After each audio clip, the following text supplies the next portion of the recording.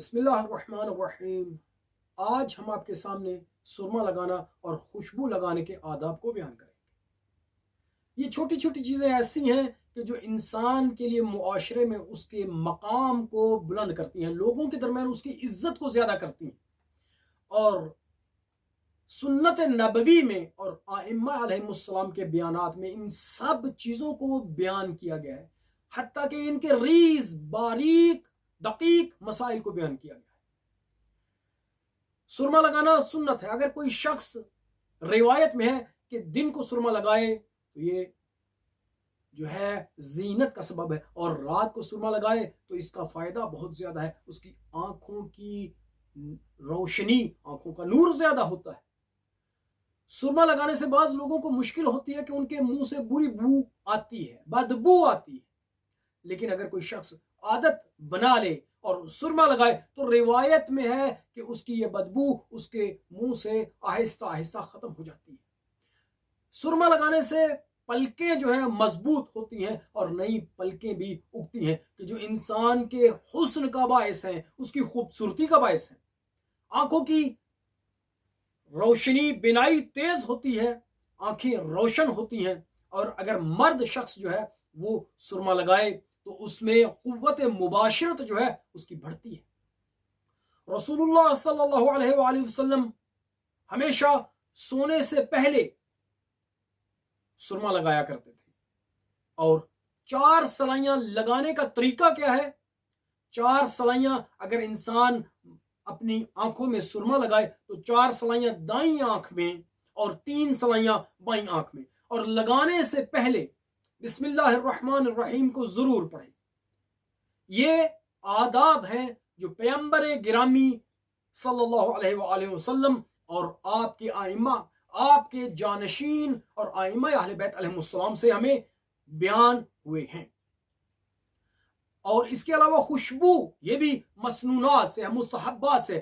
مومن کے لیے ہے کہ وہ ہر روز خوشبو لگائے، اپنے آپ کو معطر کرے، اور اگر نہیں یہ کر سکتا تو ہفتے میں 3 مرتبہ اپنے آپ کو خوشبو لگائے، اور اگر یہ بھی نہیں تو حد اقل ہفتے میں 1 مرتبہ ضرور اپنے آپ کو خوشبو لگائے۔ خوشبو لگانا مونچھوں کی جگہ پر خوشبو لگانا یہ انبیاء کی سنت ہے،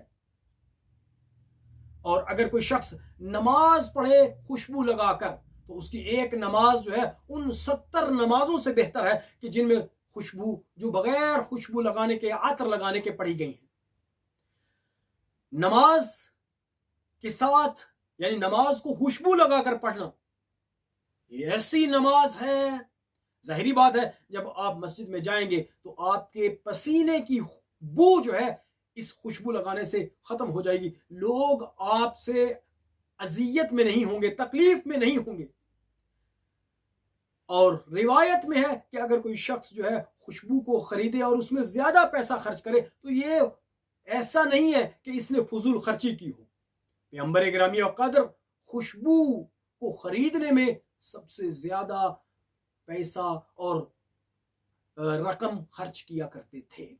یہ رسول اللہ صلی اللہ علیہ وآلہ وسلم کی سنت ہے۔ اگر عورتیں خوشبو لگائیں تو روایت میں ہے کہ وہ ایسی خوشبو لگائیں کہ جو رنگ دار ہو، جس کا رنگ ہو، اور اس کی خوشبو جو ہے اتنی ظاہر نہ ہو، تیز نہ ہو۔ یہ نہ ہو کہ لوگوں کے درمیان سے، مردوں کے درمیان سے گزر رہی ہے اور اس کی خوشبو مرد سونگے، انہیں معلوم ہو، ان کے لیے رغبت کا باعث نہ ہو۔ اس کی وجہ یہ ہے۔ اور اگر مرد روایت میں ہے کہ خوشبو لگائے تو وہ سفید ہو، رنگ دار نہ ہو، بے رنگ ہو، اور اس کی خوشبو جو ہے ظاہر ہو، تیز ہو، لوگوں کو معلوم ہو، جو بھی اس کی خوشبو کو سونگے تو معلوم ہو، اسے پتہ چل جائے کہ مؤمن ہمارے نزدیک سے گزر رہا ہے۔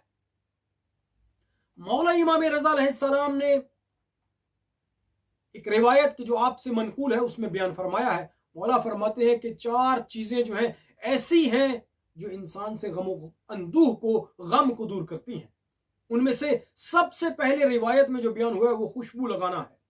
اس کے بعد دوسری چیز جو ہے وہ شہد کا کھانا ہے، سواری کرنا ہے، اور آخری چیز وہ سبزے کو دیکھنا ہے، گرینری کو دیکھنا ہے. لذا اس کام میں بھی ہمیں آگے بڑھنا چاہیے، درخت لگانے چاہیے، سبزہ لگانا چاہیے، تاکہ جو بھی ان کی طرف دیکھے ہم و غم اس سے دور ہو. وصلی اللہ علی سیدنا محمد و آلہ الطیبین الطاہرین.